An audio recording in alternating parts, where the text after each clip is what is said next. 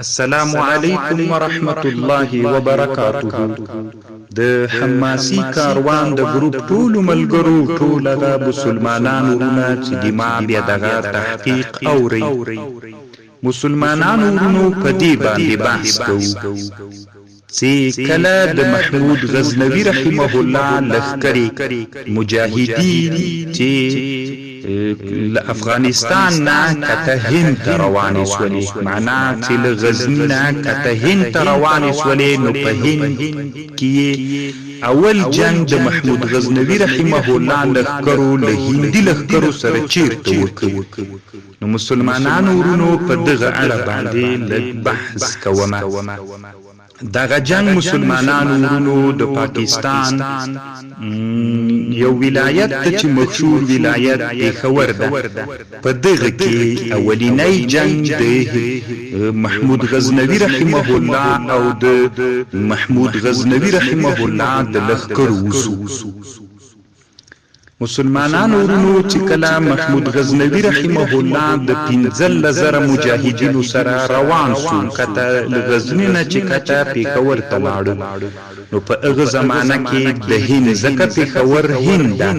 نو په هغه زمانہ کې د هند بادشاہ سو جیپال نومیده. نو جیپال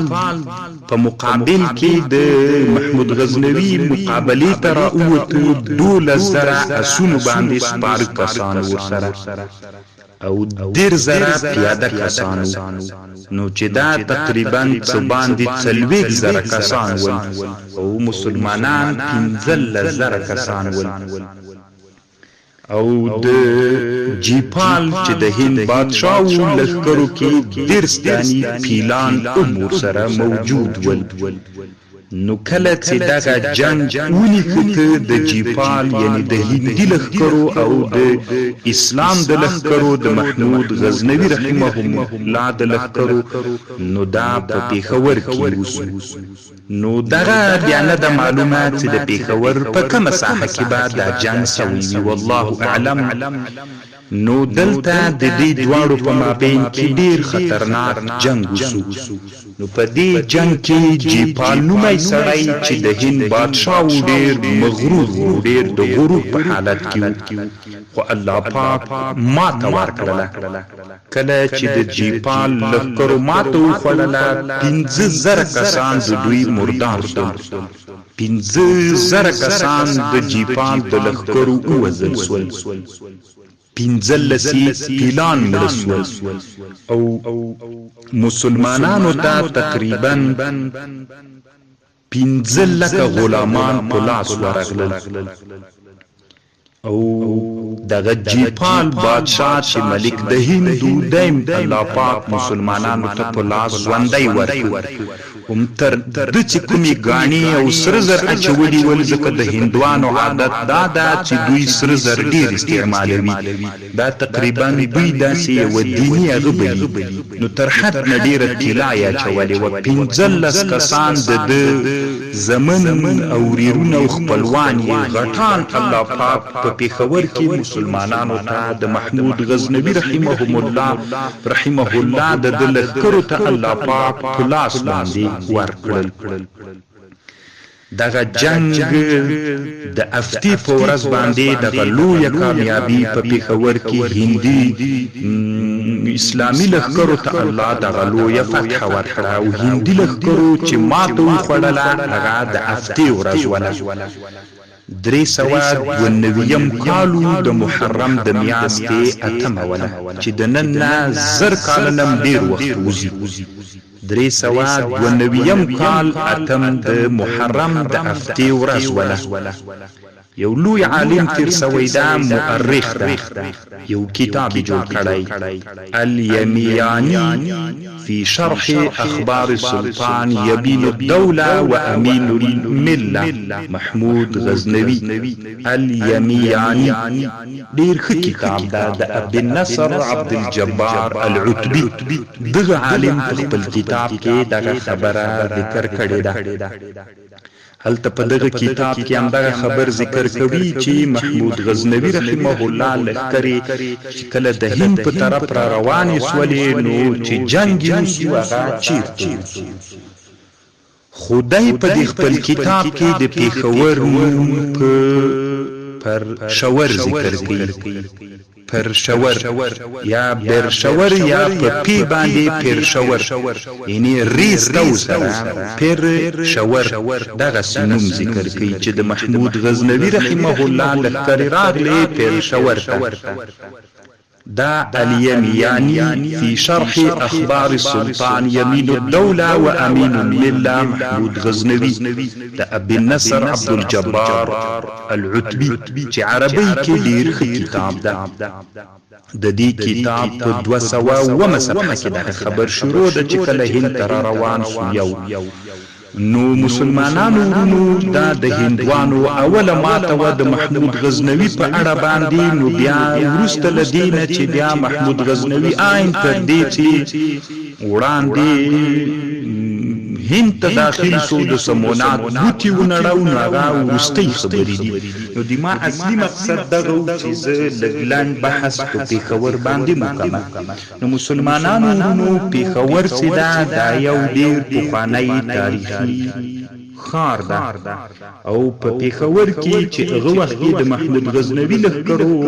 د هندي لښکرو نه دا ځایونه وفتح کړي نو هلته الیمیاني کتاب کې د ابي النصر عتبي په کتاب کې پېښور پرشور ذکر شوی پرشور یا پرشور یا پرشور ریس تور سره او بیا د دنیا د اسلامي نړۍ لوی مؤرخ او د اسلامي او د جغرافي لوی عالم علامه یاقوت حموي رحمه الله په معجم البلدان څلورم جلد 250 صفحه کې فرشابور په نامه ذکر کړی ده فرشابور په نامه باندې پېښور ذکر کړی ده نومي اصل کې په څلورم جلد 216 صفحه کې داسې ذکر کړی د عربي پی باندې فرشابور یا فرشاپور خدای وی وعامتو تلك البلاد دغه بندي خلق یقولون پرشاور دو واو ان ریستا برشاور مدينة وولاية واسعة من أعمال لاهور بينها وبين غزنة دي غزنة أو دي لاهور ما بين كده لاهور توائي وبلدة ومدينة واسعة معجم البلدان ياقوت حموي رحمه الله لكلي فرشابور وعام خلق برشاور توائي او یو بل لوی عالم چې په دنیا کې تیر شوی ده ابو ریحان البیرونی الخوارزمی د یو کتاب جوړ کړی تحقیق ما للهند من مقولة مقبولة في العقل او المرزولة د دغه کتاب 214 صفحه کې لیکي چې دام په عربی باندې کتاب ده د کابل د اوبو ذکر کوي هند زکه کابل اونڅ دا په هند کې داخل ده نو دا کومي اوبه چې کته د افغانستان نه کته پېښور ته تللي دي دغه اوبو په اړه باندې یاقوت حموي رحمه الله او ابو ریحان بیرونی رحمه الله بحث کوي دوی وی چې دغه اوبه د غوروان نه راوتلي دي غوروان چې موږ و زمانه کې ورته غوربند وایو وی دا وبل دی جن وتلی بیا بروان چې موږ ورته پروان وایو دغه بروان دلته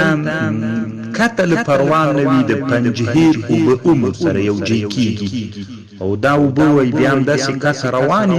دی زی تر دې پوری چې د لنبقا یا د لمغان چې ورته وایي هغه زمانه کې لنبقا یا لمغان چې اوس موږ ورته لغمان وایو. دلته یو څو نورې اوبه یم ښودلي دي چې هغه نومونو سره زه اوس اشنا نه یم. نو د روته په نامه یو ځای ښودلی، اگر چې موږ دې ساحې ته اوس درونټه وایو، کیدی سي همدغه ساحه قلعه د دروتې، قلعې د دروتې چې نږدې د جلاباد ښار ته له کابل نه چې ورځي، نو نږدې د جلاباد ښار ته یو ځای ده درونټه ورته وایي. دی وی چې لمغان ته نږدې د دروتې په نامه باندې، ځکه هغه زمانه کې جلاباد نسته ده، دغه ساحې ټول په لمغانو لنبقا باندې یادېږي.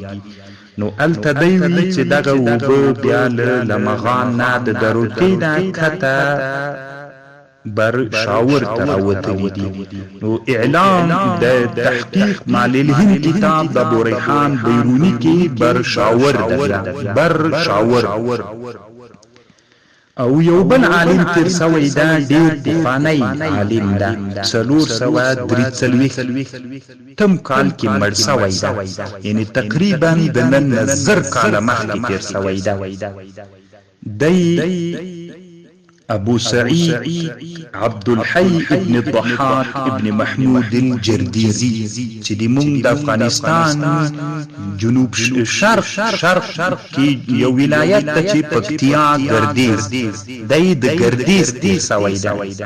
او د نن 1000 کاله مخکې تیر سوی. د یو کتاب جوړ کړی زین الاخبار ورته بالجردیزي. دغه عالم د کتاب په فارسی جوړ کړی، په مصر کې علماو دغه کتاب عربی ته اړولی ده. نو په دغه کتاب کې همدغه د محمود غزنوي رحمه الله چې کله هند ته لاړو، هند یې فتح کو، نو هغه جنګ چې ورسره وسو اولنی لوی جنګ هغه په پرشاور کې سوی ده. لنډې دا مسلمانانو د پیښور کې فرشاور دوه ریګان بر شاور چې دا د معجم البلدان کې مندسه ده او تحقیق مال الهند کې مندسه ده او زین الاخبار د جردیزي کې مندسه ده. صرف الیمیانی چې د ابو النصر العتبی ده هغه چې دا خار پر شو باندې یاد ده چې اوس د پاکستان یو لویو خارونه ده، خصوصا د پښتنو هغه قومونه چې تر پښتو ژبې پورې تړاو لري، د هغوی دپاره یو لویو خارونه ده. مسلمانانو ورونو دغه یو څه تاریخي تحقیق و چې تاسې سره مې شریک کړي. الله پاک دې وکړي چې د تاسې د خوښې وړ ګرځېدلی وي. خصوصا دغه کتاب باید علما ضرور وګوري. الیمیانی فی شرح اخبار السلطان یمین الدوله و امین المله محمود غزنوي د ابو النصر العتبی. ځکه د محمود غزنوي د خلافت د سلطنت په اړه بحث پکې ده. الله مجور لرا، الله مو حافظ او ناصر، سلام و نصرتک.